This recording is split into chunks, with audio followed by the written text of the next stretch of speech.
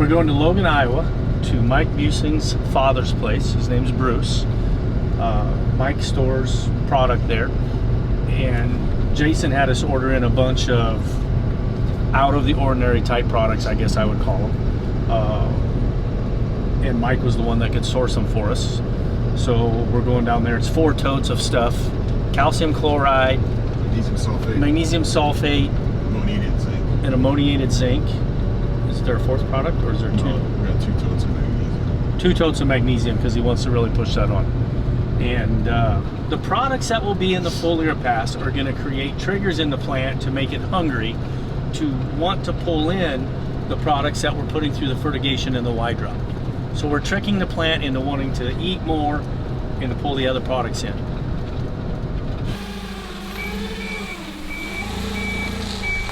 See if I can find it somewhere else as well, because we've been waiting. Well, we've been waiting for this to come in. We were hoping it'd be in because we got rain last night. I wanted to put it on like Wednesday, you know, and now we're wanting to put it on Monday, and now it's not the right stuff. So the right product did not come in. The supplier sent the wrong product. We need magnesium sulfate, which is really just Epsom salts. So we're going to go to Omaha and see if we can buy 400 pounds of Epsom salts and melt it into the calcium and Y drop it.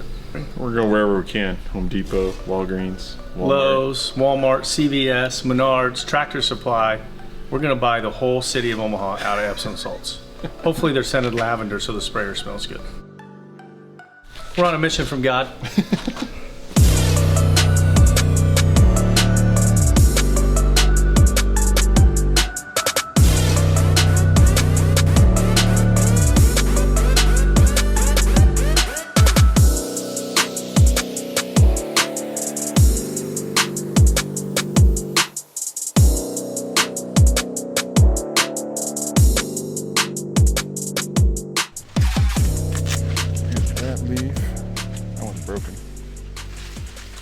We're hitting about R1. You know, plants' ears are just starting to silk.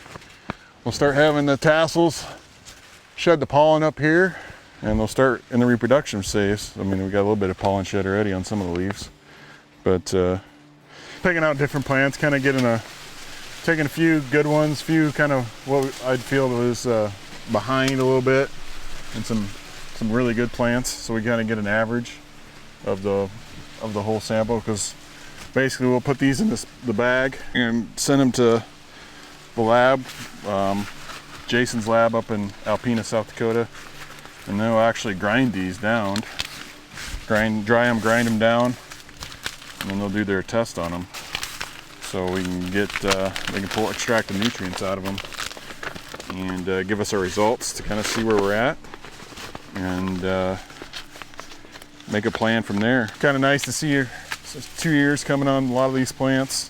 Even some are starting to poke a third. That one's kind of got one coming out of it, so it'll be interesting. Can even peel back, kind of get an idea of what we got set for an ear size here early on. I kind of like that. See what our early applications and planning all did for us. So 4, 6, 8, 12, 14, 16, 18 around. It's a good number. 18 by 46. Plus, that's not counting a few extra kernels, so we can get these to fill out. So we got a good potential there. Got a good second ear started too. 36. I like it. It's kind of interesting with the corn plant, how these leaves create a funnel. We got a little bit of rain this morning, and you can look around the base of the roots here and see it's wet. And wherever where the roots are, you can see a wet spot. So that's the plant trying to keep itself watered, so to speak. The action of the corn plant will funnel water into the root system. So we can get a couple tenths of rain and it can act like a ½ inch to the plant because it pulls all that water towards it.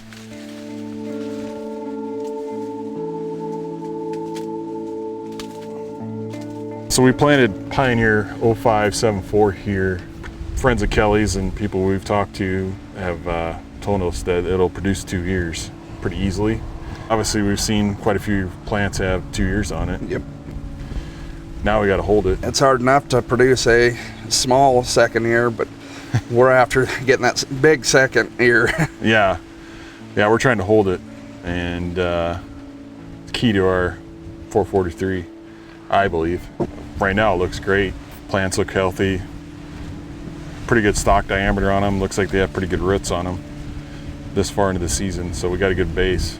Now it's just keeping that system running as long as we can and not having a bad day from here on out. Well, you want to grab that? We'll get them shipped out today.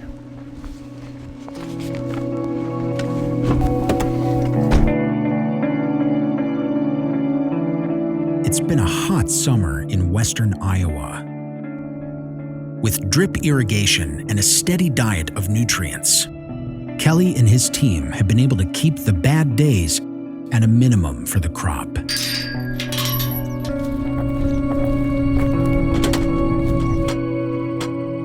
However, when it comes to Kelly himself, not so much. In the first part of June, I went up to get a semi-load of hay, and you have to strap it down, because it's like big blocks on the flatbed trailer. And, we've hauled loads and loads of hay, hundreds of loads, and there's 5 or 6 straps on every load. I've thrown hundreds of straps, and, a strap would weigh 10 or 15 pounds. You have to throw it up over top of the load of bales and then tighten it down so you can bring it home. And I had thrown 2 straps. I went to throw the third one. My arm popped, seized up, my hand seized up, felt like it was asleep. Sure enough, we went to the doctor. I tore my bicep. About 10 days later, I had surgery. They have to make an incision. They have to move a nerve out of the way. They then drill 2 holes in the bone, put 2 torque screws in, self-tapping screws, I say, and tie the muscle back to the bone, and then you have to heal. And the incision then got infected. In this area right here, any twisting is kind of painful. I can't imagine how strong I was 2 months ago and how weak I feel like I am now. I can't do much. I was excited when I could start tucking my shirt in, wearing my belt and pliers, and tying my shoes again. And now I feel like I'm going backwards a little bit. I probably need to slow down some.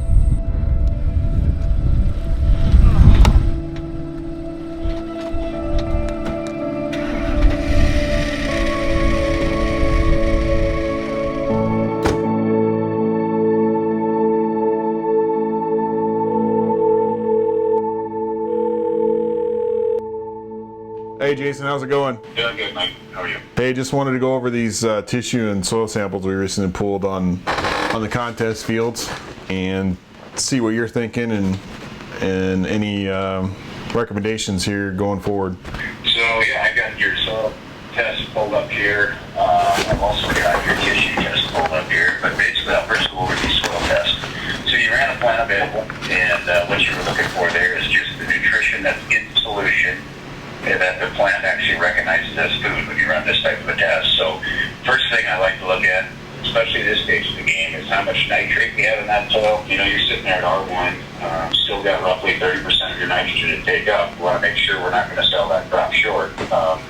And right now, this is almost perfect. We've got a combination of roughly 60 pounds of nitrogen out there, and the relationship is basically 2 to 1, ammonium being the stronger nitrogen source. A huge jump here in demand is going to happen for the next 3 weeks, basically. So we're going to put a pretty heavy load of zinc. Your magnesium is dropped in your tissue, so we're going to go after magnesium by adding magnesium sulfate. And again, we want magnesium at a high level right now because, again, it's the center of chlorophyll production. So as we build this big crop, we started trying to build the root early, right? And we built the structure for the factory. And now we want to make sure that we finish this plant with enough energy. Okay. And you said magnesium sulfate for the magnesium, and pretty much any zinc really. Just we need more zinc. What you're saying is we're kind of heading in the fourth quarter, and we need to finish this thing off, right? Exactly right. And again, these last days are the days that are going to have the biggest impact. Well, I'll get to the sourcing these products, and we'll get them together, and we're going to get them applied here in the next week or so. So appreciate the info, Jason. Nice talking to you, Mike. Have a good one. Yep, see ya. Bye. Plant will take up, like you said, 30 to 40% of its nitrogen here from here on out. That's about the same with phosphorus. Potassium's about 15 to 20%.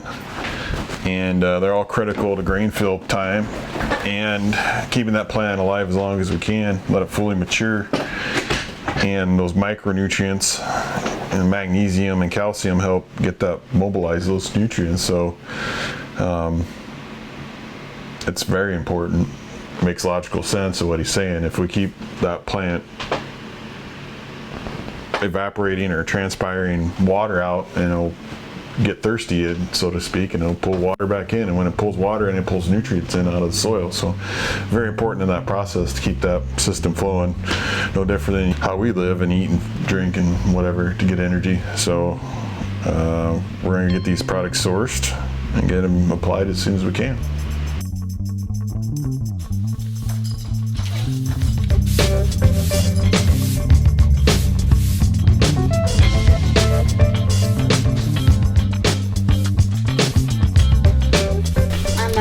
Like things cleaned up freak.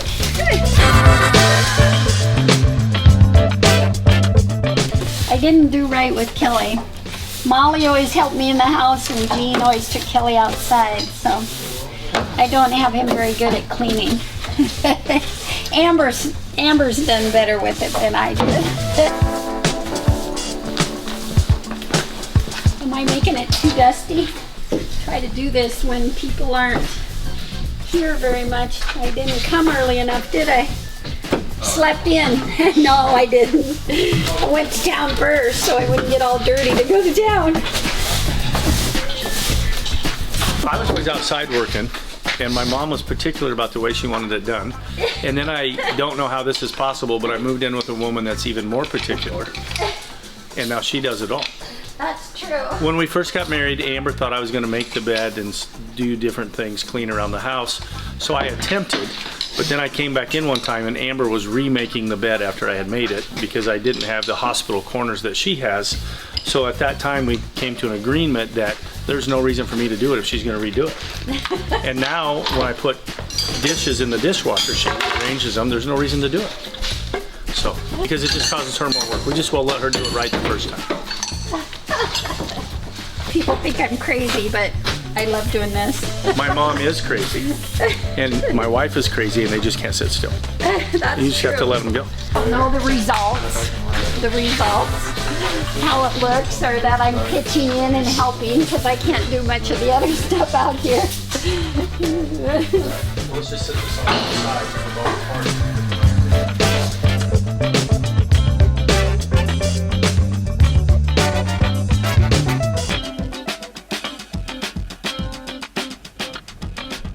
We are in Council Bluffs, Iowa, trying to find a parking spot at Target here, so we can go into the store and take all the Epsom salts they have available to us. Keep going until we get what we need.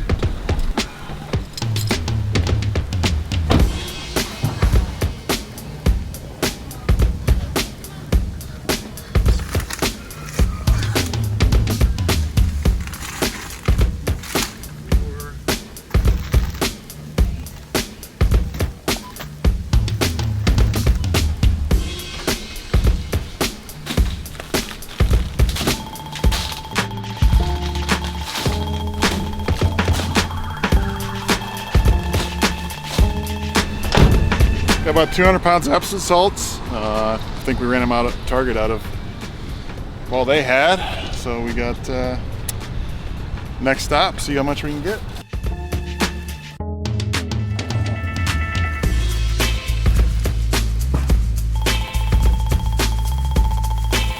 Next stop is going to be Bath & Body Works here, see what they got. I don't know if many farmers will go in there to get the fertilizer needs, but that's what we're up to right now.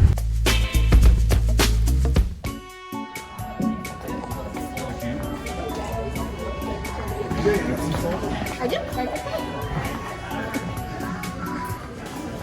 You could lift this, I think that'd be good for the corn. You guys have any questions? You have 200 pounds of that? I wish. Just left Bath & Body Works here, and they had a little bit, but it was eucalyptus, so we're not quite sure that'll help the corn very much. Probably great for our skin.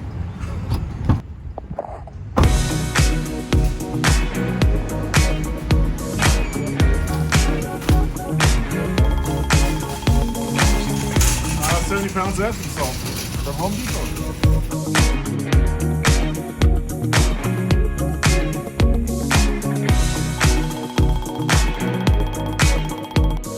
I hope nobody wants Epsom salts for the next week because we're cleaning this town out of them.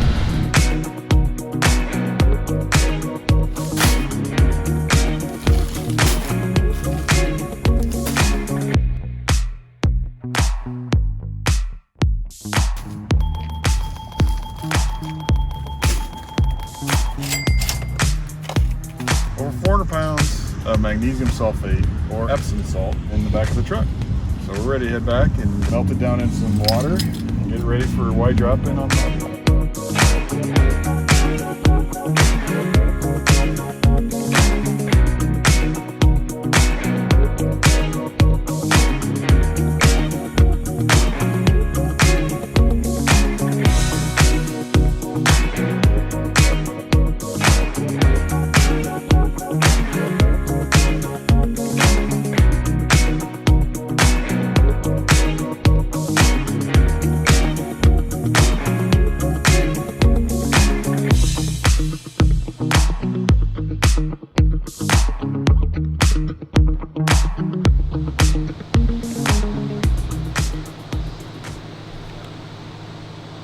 Doing a jar test with 210024, and we're gonna go mix some boron moly with it to make sure it solidifies together and mixes well so it don't plug up the sprayer.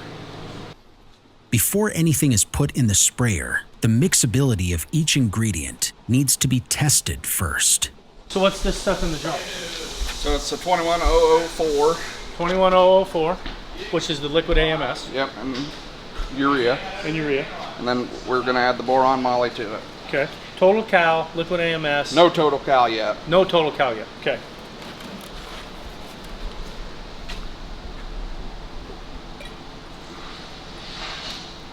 Then we'll have to get some total cal, and it'll the total cal is where it's gonna.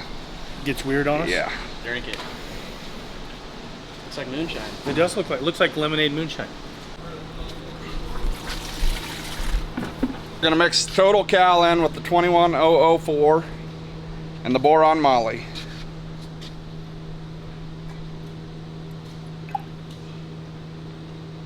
And it is not mixing well together. That is not what you want to run through your Y drops. So we are going to have to make two applications. We'll go with the 21004, the boron moly, since that mixed correctly. And then we will have to make a second application with the total cal. So we make cottage cheese? Yes. Oh yeah, that's bad.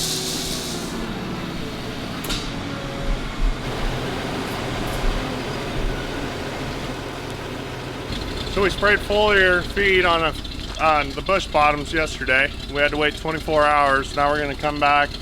We're gonna hook these Y drops up. We're gonna Y drop. The Y drop delivers nutrients down at the root zone of the crop, and you just row the corn, and these little hoses run right along the roots of the row and deliver the liquid right there at the root zone. So this is the only way to fertilize it and get the nutrients to the soil this time of the year when the corn's this tall.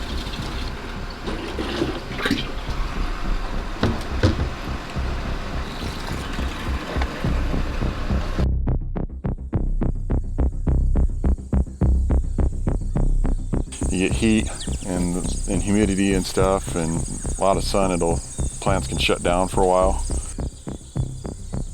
We sprayed this field yesterday with our sugar mixture. It had products in it that will help the plant make it think that it's not stressed. So it just thinks it's a normal day and it'll keep acting normally.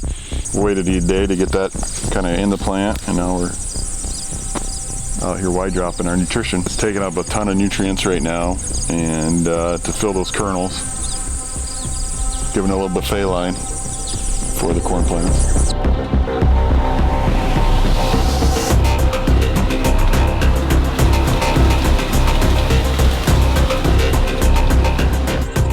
Wednesday they're actually forecasting a couple tenths of rain, and that'd be great if we got that, because the plant itself is a natural funnel. So we'll take that rainfall and funnel it to that root system where we're putting the nutrients. And a tenth of an inch of rain maybe act like a half to 3/4 of an inch of rain. in a general term to the corn plant. So, you know, if that comes Wednesday night and we get a little shot of rain, we hit her right for once, so we'll take it.